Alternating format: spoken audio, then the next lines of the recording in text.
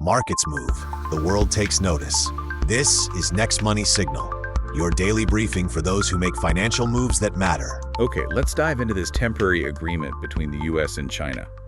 There's quite a bit to unpack here. Absolutely. The tariff reductions are, well, pretty dramatic. Yeah, I mean, U.S. tariffs on Chinese goods dropping from 145% way down to 30%? That's huge. And China cutting theirs from 125% to just 10%.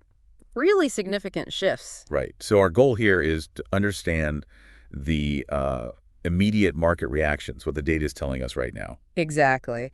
And investors certainly didn't wait long to react. The signals were pretty clear, pretty fast. And how? The U.S. stock market, well, definitely seemed to like the news. We saw the S&P 500 jump, what was it, 2.4%? That's right, 2.4%. And the Nasdaq climbed even higher, about 3.4%. Wow. Okay. And there was that joint statement, too, wasn't there, about cooperation for global economic stability? Yeah, and that language, that emphasis on stability likely played a big role. Why do you think that particular message, hit such a positive note right now? Well, after all the recent tension and uncertainty, any sign of things cooling down, it tends to reduce perceived risk. Okay. So investors see less immediate threat to trade to supply chains. That encourages moving back into stocks, especially those big global companies. That makes a lot of sense. It wasn't just stocks moving, though, was it? Currencies were interesting, too. Definitely. The U.S. dollar actually got stronger, climbed nearly 1%. Okay, dollar up. Yeah. But the typical safe havens, they went the other way. Exactly. The Japanese yen fell 2%, landed at 148.2 per dollar. Right. And the Swiss francs? Similar story. Dropped about 1.4%. It's that classic risk appetite shift. Explain that a bit more. Less global risk means people sell yen and francs. Sort of, yeah. When investors feel more optimistic about the global economy, they're less inclined to park their money in those traditionally safe currencies. They start looking for potentially better returns elsewhere. Gotcha.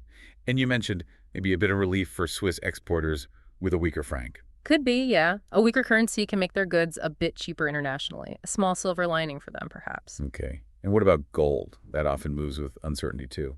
Ah, yes, gold. It had just hit that record high, remember, around $3,500 an ounce. Well, it fell pretty sharply, down 2.6% to $3,237.04. That's quite a turnaround. It really reinforces that idea of shifting sentiment. Yeah. Less immediate fear, less demand for gold as a safe harbor, people moving money out, maybe into those rallying stocks. Right. We also saw the euro dip a bit. We did, down 1.2% against the dollar to 1.11113.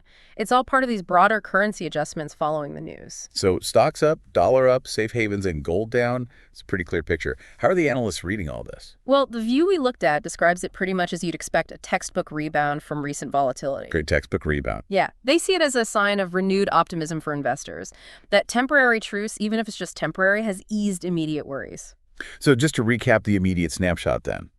This U.S.-China temporary deal sparked a stock market rally, strengthened the dollar, weakened the yen and franc, pushed gold prices down, and generally brought a wave of, well, optimism. That sums up the immediate market reaction quite well, yes. Okay. So as you're taking all this in, remember, this is just a temporary 90-day negotiation window. Yeah. Here's something to think about. What underlying factors, what real developments do you think need to happen for this market optimism to actually stick around long term beyond these next 3 months? Definitely something to keep an eye on.